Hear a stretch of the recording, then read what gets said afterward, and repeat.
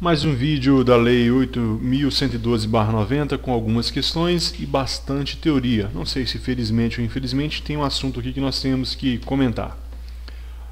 Questão 107. Julgue a afirmação a seguir. Nós paramos na questão 106, agora 107. Será cassada a aposentadoria ou a disponibilidade do inativo que houver praticado na inatividade falta punível com demissão? Isso está certo ou errado? Muito fácil, a questão está errada. Por quê? Não será na inatividade, será cassada a aposentadoria ou a disponibilidade do inativo, o aposentado, aquele que está em disponibilidade, que tiver praticado na atividade. Eu cometi uma falta e estou sendo julgado, só que demorou o julgamento, eu aposentei, ou demorou o julgamento, eu fiquei em disponibilidade porque o cargo foi extinto ou outro motivo qualquer. O que ocorre? Eu serei demitido, ou melhor, eu perderei o benefício da aposentadoria e da disponibilidade, desde que a falta que eu cometi seja no período de atividade e não na inatividade, como diz a questão. Por isso ela está errada. Eu cometi a falta quando eu trabalhava, ok? Então vamos lá. 108. A destituição de cargo em comissão exercido por não ocupante de cargo efetivo será aplicada nos casos de infração sujeita às penalidades de suspensão e de demissão. Certo ou errado? Já respondeu? A nossa questão está correta, é isso mesmo. A destituição de cargo em comissão exercido por aquele que não é efetivo. Eu não sou efetivo e exerço um cargo em comissão. Fui chamado pelo governador para exercer um cargo em comissão. Será aplicado nos casos de infração sujeita às penalidades de suspensão ou demissão. Verdade. Se eu não for efetivo, uma falta que enseje suspensão será suficiente para que eu seja punido com a destituição do cargo em comissão. Destituição de cargo em comissão, suspensão ou demissão. A destituição do cargo em comissão do não efetivo se dá com a pena com uma falta equivalente à demissão ou com uma falta equivalente à suspensão. Na prova vai cair aí a advertência, vai estar errado. É a suspensão e demissão em que seja a destituição do cargo em comissão daquele não efetivo, aquele que não é efetivo, ele não é estável. Questão de número 109. Por quê? Se ele for estável, ele vai voltar para a antiga profissão. Se for uma pena, por exemplo, de suspensão, ele vai voltar para a antiga função que ele exercia. O artigo 135, falando da destituição, a destituição de cargo em comissão, exercido por não ocupante de cargo efetivo, será aplicada nos casos de infração sujeita às penalidades de suspensão e demissão. Essa foi a nossa questão. Agora, o parágrafo único diz o seguinte: constatada a hipótese de que trata esse artigo, a exoneração efetuada nos termos do artigo 35 será convertida em destituição em cargo em comissão. O que diz o artigo 35? Diz nesse artigo 35 que a exoneração, que não é demissão, lembra? Exoneração é ato discricionário do gestor, não é demissão. Então, constatada essa falta, vamos supor que o espertalhão percebeu que seria condenado, ele pediu a exoneração, que não é punição. Ele pediu, a exoneração pode ser de ofício, no interesse do administrador, ou a pedido. Então ocorreu essa exoneração, só que depois ele foi condenado. Então essa exoneração será convertida em destituição. Aí, neste caso, será penalidade, vai estar nos seus assentos funcionais e aquela mancha ali vai estar no seu histórico. Continuando, 136. A demissão ou a destituição de cargo em comissão nos casos dos incisos 4, 8º, 10º e 11º do artigo 132 implica a indisponibilidade dos bens e o ressarcimento ao erário sem prejuízo da ação penal cabível. O que diz esses artigos? O 4, improbidade administrativa. 8, aplicação de irregular de dinheiros públicos. O 10, lesão aos cofres públicos e dilapidação do patrimônio nacional. E 11, corrupção. Então, todos mexem com patrimônio. O 4, improbidade administrativa. O 8º, aplicação irregular de dinheiros públicos. O 10, lesão aos cofres públicos e dilapidação do patrimônio. E o 11º, corrupção. Todos esses mexem com o quê? Com dinheiro público. Então, neste caso, olha, indisponibilidade dos bens, os bens poderão ser apreendidos por judicial, poderá haver ali o sequestro de bens, e ressarcimento ao erário, ressarcimento aos cofres públicos. Podem ser condenados, fora ainda a ação penal, no caso, por exemplo, de improbidade administrativa, no caso de peculato, no caso de corrupção passiva, entre outros. É só uma dica aqui de concurseiro, pessoal. É esse site que eu olhei aqui a lei, é o site do Planalto. Sempre que você for pesquisar uma lei, vá pelo site do Planalto, ele é o mais atualizado. Fuja daquele site do Senado. Do Senado, geralmente, ele não está sempre atualizado. O da Presidência, do Planalto, ele é mais eficaz. É o planalto.gov.br. Continuando, artigo 137. A demissão ou destituição de cargo em comissão por infringência do artigo 117, incisos 9 e 11, incompatibiliza o ex-servidor para a nova investidura em cargo público federal pelo prazo de 5 anos. Eu disse cargo público federal. O artigo 117 fala das proibições ao servidor público.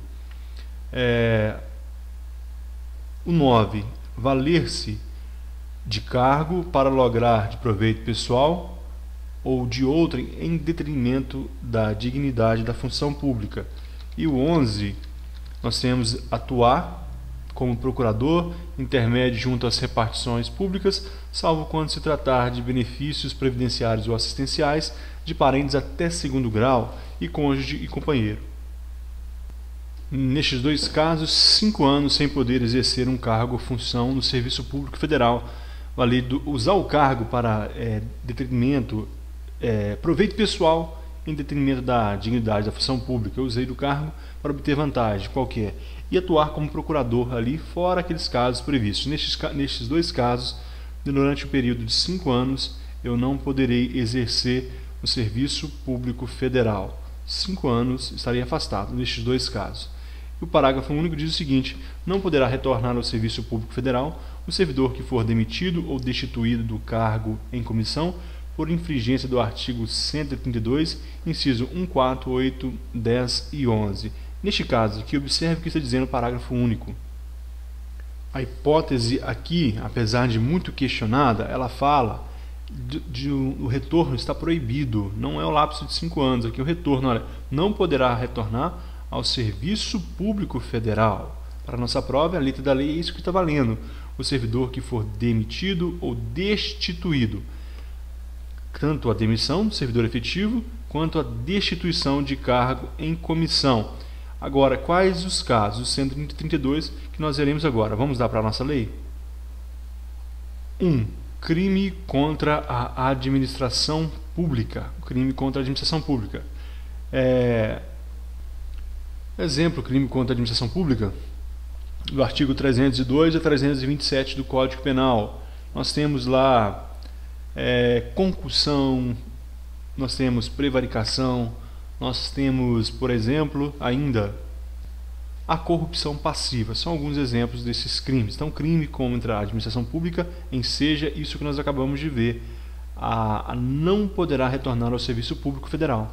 Ele não pode mais voltar ao serviço público federal quando for demitido ou destituído de cargo e comissão, se infringir o artigo 1º, qual é? Crime contra a administração pública.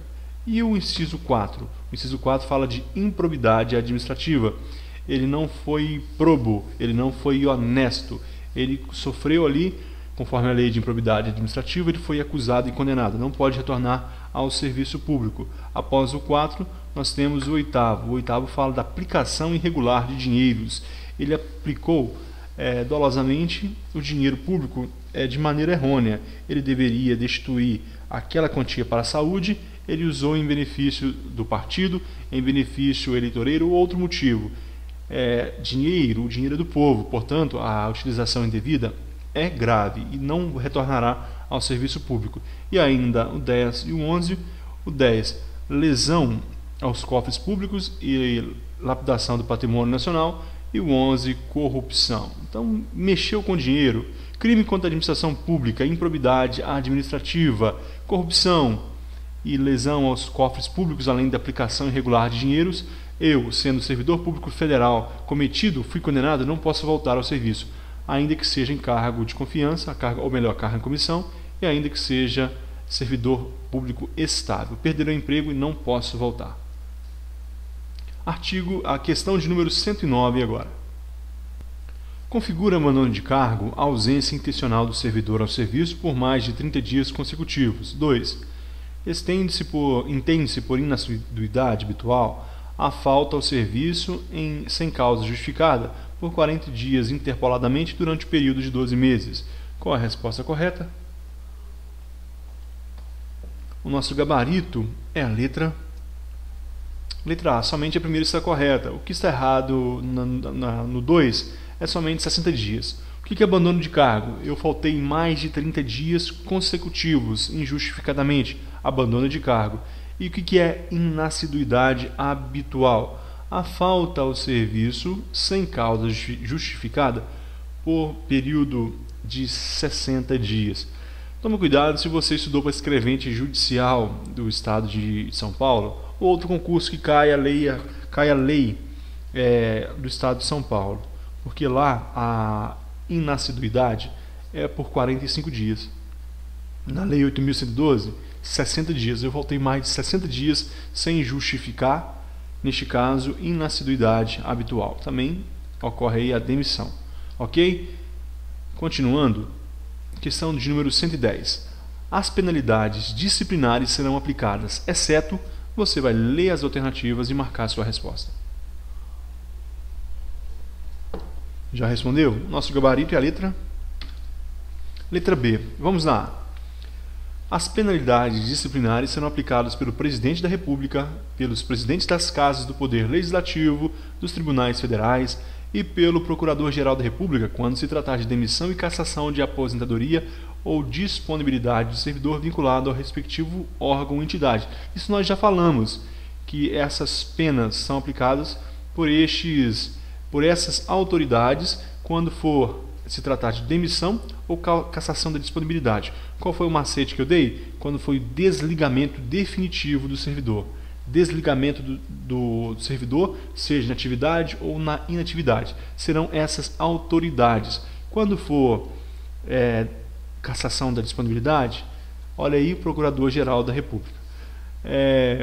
A letra C, pelo chefe da repartição ou outras autoridades na forma dos respectivos regimentos ou regulamentos, nos casos de advertência ou suspensão até 30 dias.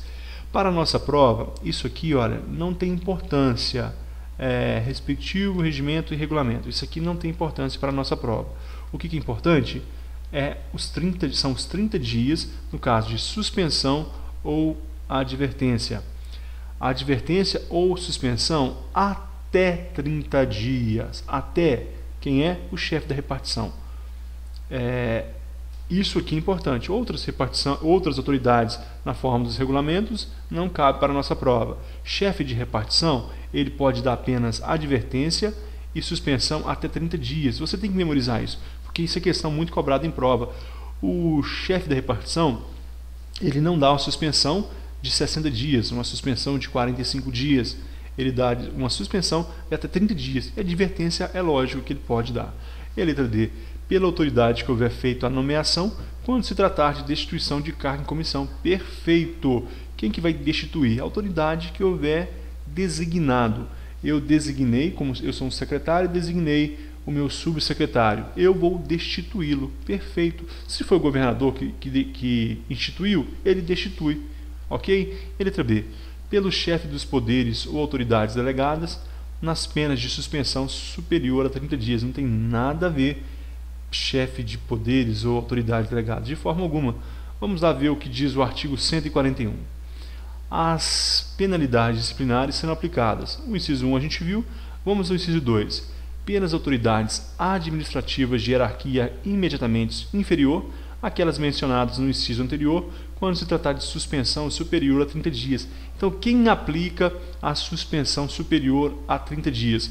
As autoridades imediatamente inferiores a essas aqui do inciso 1. As autoridades imediatamente. Imagine, por exemplo, no caso da área da saúde. Será o presidente da República, quem que é imediatamente inferior? O ministro de Estado. Então, serão essas autoridades imediatamente inferior a essas, dependendo de qual órgão, dependendo de qual poder. Então, portanto, demissão, cassação da disponibilidade ou aposentadoria são essas autoridades máximas do inciso 1. Quem aplica suspensão superior a 30 dias? As autoridades imediatamente inferiores aos caciques do inciso 1. E quem aplica a suspensão até 30 dias e advertência? Os chefes de repartição. Chefe de repartição aplica advertência, o seu diretor do departamento que você trabalha, e suspensão até 30 dias. Sabemos que outras leis, outros regulamentos podem disciplinar, mas para a nossa prova é isso que interessa. Artigo 142. A ação disciplinar prescreverá. Então nós teremos essa ação disciplinar que visa apurar e punir, visa punir o funcionário público. Só que ela prescreve, ela não é ad eterno. Como nada no direito, seja administrativo, seja penal, nada é ad eterno. Não pode pairar sobre a cabeça do funcionário eternamente a possibilidade de ele ser punido. Ele tem que voltar à sua vida normal. Portanto, prescreverá. Após 5 anos do inciso 1, quanto às infrações puníveis com demissão, cassação, aposentadoria ou disponibilidade ou destituição de cargo em comissão. Aquelas penalidades que excluem, desligam definitivamente o servidor do seu cargo, elas prescrevem 5 anos. Eu estou sofrendo um processo de demissão. Enseja a demissão. Deu 5 anos, eu não fui punido, não deu a sentença final, está prescrito. Ufa, estou livre, prescreveu, não posso mais ser condenado. Desligamento definitivo, 5 anos. Em 2 anos, quanto à suspensão, eu estou sofrendo um processo administrativo disciplinar e a pena prevista é a de suspensão na falta que eu cometi. O que acontece? Após 2 anos eu não fui condenado? Ufa, está prescrito. Em 180 dias, quanto à advertência, eu cometi uma falta leve, que enseja advertência. Passaram 180 dias, o meu chefe de repartição não me deu advertência, não posso mais sofrer aquela advertência. Lembrando que a advertência é por escrito e ela vai para a pasta do servidor. Quais os prazos? 5 anos no desligamento definitivo, 2 anos para suspensão e 180 dias para a advertência. Parágrafo 1º. O prazo de prescrição começa a correr da data em que o fato se tornou conhecido. Não é da publicação, não é da citação, não é da intimação, nada disso. Começa a correr o prazo. Hoje se deu conhecimento do fato. A partir daquele dia começa a correr a prescrição, no caso do processo administrativo. Parágrafo 2º. Os prazos de prescrição previstos na lei penal aplicam-se às infrações disciplinares capituladas também como crime. Olha aqui que nós temos para a nossa prova. Questão de prova. Quando se tratar de crimes contra a administração pública, os prazos prescricionais estão vinculados entre o setor administrativo e o criminal, o penal. Está certo? Correto, é isso mesmo. Os prazos de prescrição previstos na lei penal se aplicam, por exemplo, num caso de um processo administrativo que vai apurar uma concussão. Aplica-se então as infrações disciplinares capituladas como crime. É concussão? Outro crime qualquer, no artigo 312 e 327? Facilitação de contrabando, facilitação de descaminho, todos eles a advocacia administrativa. Então os prazos prescricionais do Código Penal vão ser utilizados aqui também no administrativo. Parágrafo 3º. A abertura de sindicância ou instalação de processo disciplinar interrompe a prescrição até a decisão final proferida por autoridade competente. Aqui é o mais importante, pessoal. Aqui é o mais importante. Quando começa a correr, então, o prazo prescricional? Da ciência do fato. Hoje o meu chefe teve a informação que, houve um desvio de dinheiro público ali. Começa a correr o prazo. Daqui, passaram 30 dias, abre-se a sindicância ou um processo administrativo. Então, interrompe ali aos 30 dias o prazo prescricional. Passaram 60 dias, concluíram o processo. Está concluído. Começa, então, a contar novamente o prazo prescricional. Só que aí teve eleição, teve um monte de coisa, mudaram os gestores e passaram ali 5 anos e não foi dada a sentença, prescreveu. A qualquer momento ali se reabriu o processo, interrompe o prazo prescricional. Fechou o processo, começa a contar novamente o prazo prescricional até a decisão final. E o parágrafo 4 diz isso também: interrompido o curso da prescrição, o prazo começará a correr a partir do dia que cessar a interrupção. É esse resuminho que eu fiz. Deu ciência, começa a contar o prazo prescricional. Eu tenho, por exemplo, suspensão, 2 anos para ser... vamos falar de advertência, 180 dias. É mais fácil para a gente entender. Da ciência hoje, da minha falta disciplinar, começa a correr o prazo prescricional. Daqui 180 dias eu não posso mais ser condenado. Só que durante 30 dias ali, após 30 dias, abriu a sindicância. Então depois de mais 30 dias, fechou, encerrou a sindicância. Eu não sofri a sentença. Começa a contar o prazo prescricional. Depois de 180 dias, o gestor lembra que tem que dar aquela decisão. Ele vai dar ali a sentença de advertência. Opa, passaram os 180 dias, prescreveu, não posso mais ser condenado. Muito tranquilo. E nós terminamos aqui esse vídeo. No próximo nós daremos início com a questão de número 111. Muito obrigado e até a próxima.